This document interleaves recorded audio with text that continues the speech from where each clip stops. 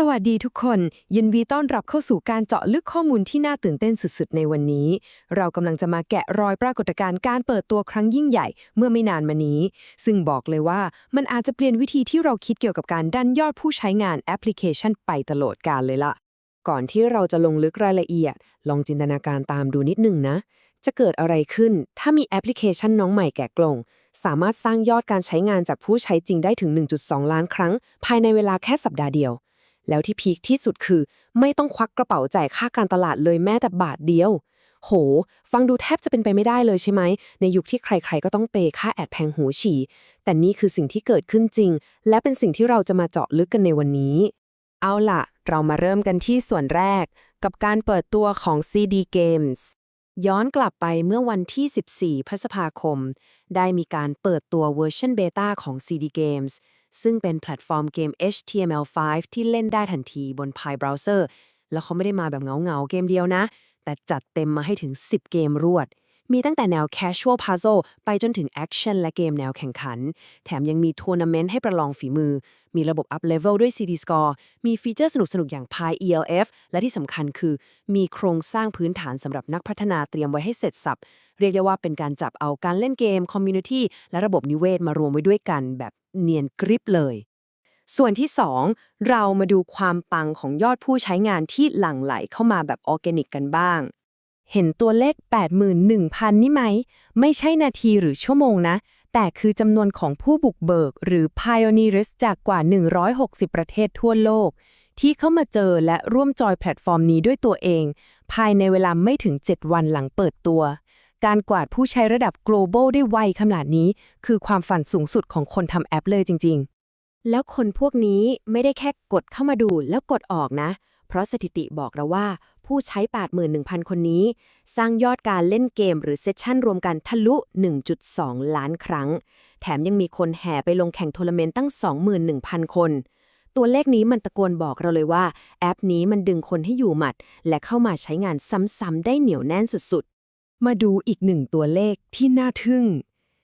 3.19 ล้านนี่คือจำนวนเหรียญพายที่ชุมชนเอามาสเต็กเพื่อดันอันดับแอปนี้ในระบบนิเวศ ซึ่งทำให้ CD Games พุ่งขึ้นแท่นเป็นหนึ่งในแอปที่ได้รับการสเต็กเหรียญสูงที่สุดไปเลย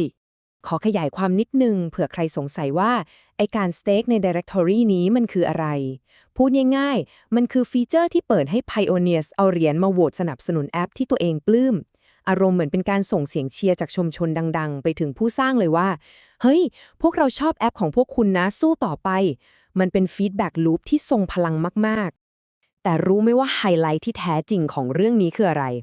ยอดคนใช้และตัวเลขหลักล้านที่เราคุยกันมาทั้งหมดเนี่ยมันโตแบบออร์แกนิก 100% เต็ม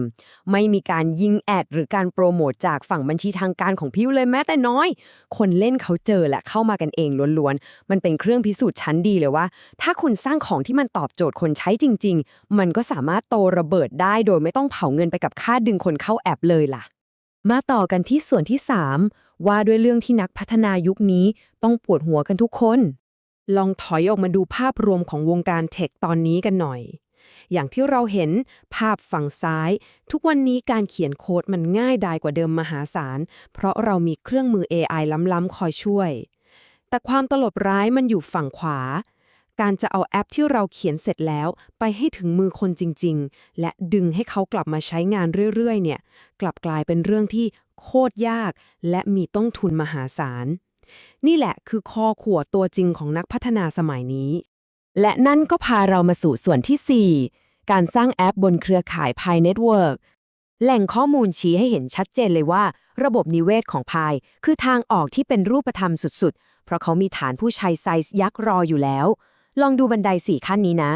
เริ่มจากข้อแรก เราใช้ AI อย่าง Codex, Claude Code, Cursor หรือ Lovable ช่วยขึ้นโครงโค้ด จากนั้นข้อ 2เอามาเชื่อมต่อผ่าน Pi App Studio ด้วยการใช้พร้อม AI ร่วมกับ SDK ของ Pi ข้อ 3จัดการผูกระบบชำระเงินและการยืนยันตัวตน และสุดท้ายตุ้มปล่อยแอปสู่สายตาของ Pioneers กว่า 60 ล้านคนที่พร้อมกระโจนเข้ามาร่วมสนุก มันเปลี่ยนความยุ่งยากให้กลายเป็นทางด่วนสู่ความสำเร็จได้แบบลื่นไหลเลย และความเจ๋งคือ นักพัฒนาไม่ได้แค่คนมาเล่นนะ แต่ยังได้เสียบปลั๊กเข้ากับระบบโครงสร้างพื้นฐานแบบครบวงจรไปในตัว ทั้งระบบจ่ายเงินระดับโลก การเชื่อมต่อ Pi Wallet การเข้าถึง Social Network และที่มองข้ามไม่ได้เลยคือ Pi Ad Network ฟีเจอร์นี้เปิดช่องให้นักพัฒนาเริ่มทำเงินจากผู้ใช้จริงได้ตั้งแต่วันแรกเหมือนที่ซีดีเจมส์ดึงรายได้จากเครือข่ายนี้ไปแล้วนั่นแหละมีข้อความหนึ่งที่สะท้อนความจริงได้ดีมากๆ การใช้งานจริงทำให้นักพัฒนาได้รับข้อเสนอแนะอย่างต่อเนื่องว่าอะไรที่มันเวิร์กอะไรที่ควรแก้ และควรเพิ่มประโยชน์ใหม่ๆ ตรงไหน นี่คือคีย์เวิร์ดเลยนะ การที่มีคนหมุนเวียนเข้ามาใช้แอปตลอดเวลา มันทำให้นักพัฒนาอย่างทีม CD Games มี Data ไปปรับแต่งฟีเจอร์ให้มันดีขึ้น สนุกขึ้น และขยายขอบเขตแอปไปได้ไกลกว่าเดิมเยอะมาก เอาล่ะมาถึงบทสรุปขอทิ้งท้ายด้วยคำถามที่อยากให้ทุกคนลองเอาไปคบคิดต่อในเมื่อการวิ่งหาฐานผู้ใช้มันคือด่านที่หินที่สุดของการทำแอปในยุคนี้แล้วแบบนี้อนาคตของการพัฒนาเกมหรือแอปต่างๆมันคือการหันไปสร้างสรรค์บนเครือข่ายที่มีคนหลักล้านเตรียมพร้อมรออยู่แล้วหรือเปล่ากรณีศึกษาของ CD Games บน Pi Network คงให้คำตอบและไอเดียที่น่าสนใจมากๆเลยทีเดียวหวังว่าการเจาะลึกข้อมูลครั้งนี้จะเปิดมุมมองใหม่ๆให้กับทุกคนได้นะแล้วพบกันใหม่ในการเจาะลึกครั้งหน้าขอให้สนุกกับการเรียนรู้สิ่งใหม่ๆกันอยู่เสมอเป็นยังไงกันบ้างครับทุกคนมีความเห็นอย่างไรคอมเมนต์ใต้คลิปแบบจัดเต็มได้เลยผมจะเข้าไปตอบด้วยตัวเองครับหากเห็นว่ามีประโยชน์อย่าลืมกดไลค์กดติดตามช่องอ่อง Channel และแชร์ไปให้เพื่อนๆกันด้วยนะครับขอฝากเพจ Facebook อ่องจิปาถะอ่อง Everything ไว้อีกช่องทางด้วยอ๋อหากพี่น้องต้องการเข้าห้อง PiBot Academy เพื่อเรียนรู้ทุกขั้นตอนการสมัครและการ KYC ให้กดดูเพิ่มเติมแล้วเลื่อนดูลิงก์เข้าห้องได้เลยครับสำหรับวันนี้ผมขอลาไปก่อนสวัสดีครับ